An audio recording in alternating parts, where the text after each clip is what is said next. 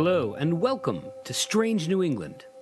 I'm your host, Thomas Burby, and today's strange tale concerns a beast from Native American culture, the dark twin of Gluskabe, and perhaps New England's original werewolf. Gluskabe is a figure that is a literal and figurative giant in the folklore of New England and the Maritimes. This is not only because of his great height and weight, but also because of his immense supernatural power and how he used his powers for good in a new and wild world full of monsters and talking animals. Despite his intimidating size, animal and man held respect for him rather than fear. When Gluskabe came into the world, some versions of his creation story include an evil twin named Malsumi, or wolf in Micmac or Passamaquoddy. He's also associated with the wolverine Lox, but there are a large number of tales associated with this iteration of the Indian devil, and so Lox deserves his own article. Note, too, that Lox, L-O-X, is not to be confused with the smoked salmon paired with cream cheese on bagels. Some retellings of the story say that while Gluskabe was a creator of good things, Malsumi wrought evil things. He was considered so evil that he decided to kill his mother when he was born. He made the thorns on different plants and gave stingers to insects. He fought Gluskabe in a battle to the death at the dawn of time, and while he was slain in this first battle, he's destined to come back to life and fight Gluskabe one more time at the end of the world. But there is a problem with this compelling narrative. Its authenticity has been the subject of debate. Native Americans from the Wabanaki Confederacy, who work to bring their traditions back to life, rarely retell this version, if at all.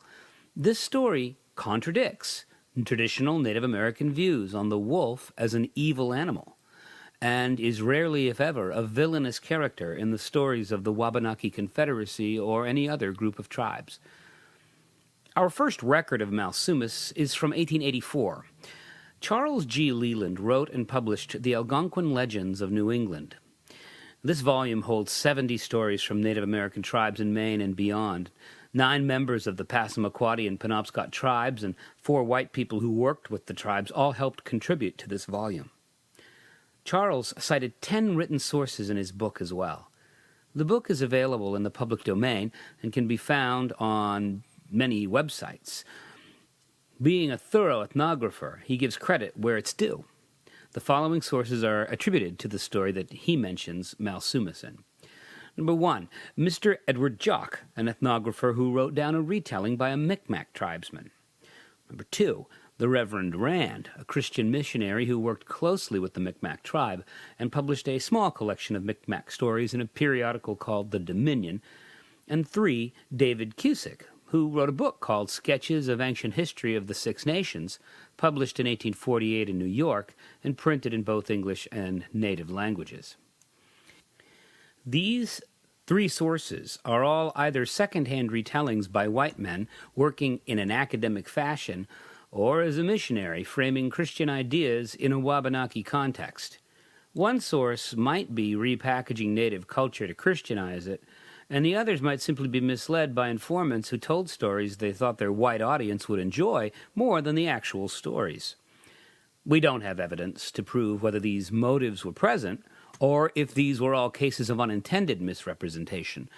Either way, we don't even know if Gluskabe's evil twin is even truly a part of Wabanaki tradition or not. To add to the controversy, his very name suggests that he was the creation of a Western rather than a Native American mind. Mal is Latin for ill or illness, while sumus sounds like a derivation of the Latin word summa, which roughly translates as complete or total. How easy would it be, then, for a less-than-objective ethnographer to create a name for a devilish creature and dub him Malsumi, or total evil? Here's the story that's at the center of the controversy. Whether it's authentic or not, it's still a compelling tale of sibling rivalry. The retelling does not have Gluskabe as being made out of nothing, but gives him a mother, and this story begins in her womb. Both twins have enough sentience in their prenatal state to choose how they wanted to be born. Gluskabe chose to be born in the usual way as any human being, showing a sense of humility. But Malsumis was said to have a sense of vanity and grandiosity that made him decide that a normal birth wasn't good enough. So, when it was his turn to be born, he burst out of his mother's side, killing her in the process.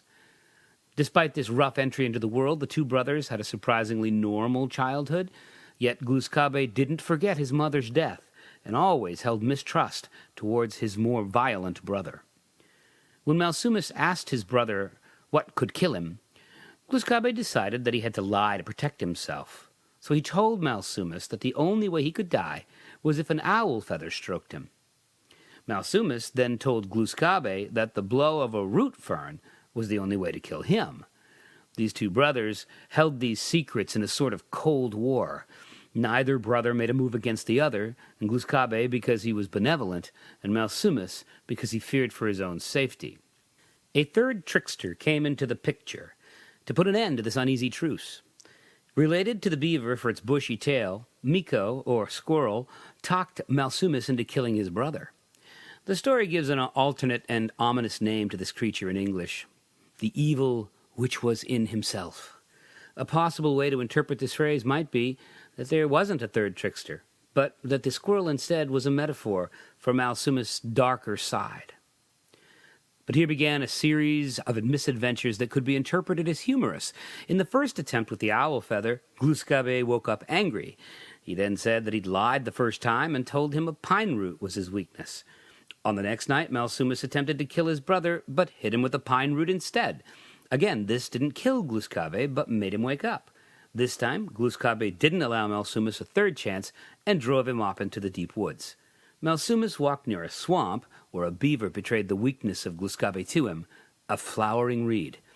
The beaver heard Gluskabe say this was his weakness to himself as he thought out loud, and the beaver delivered this message to Malsumis, who promised reward for this information.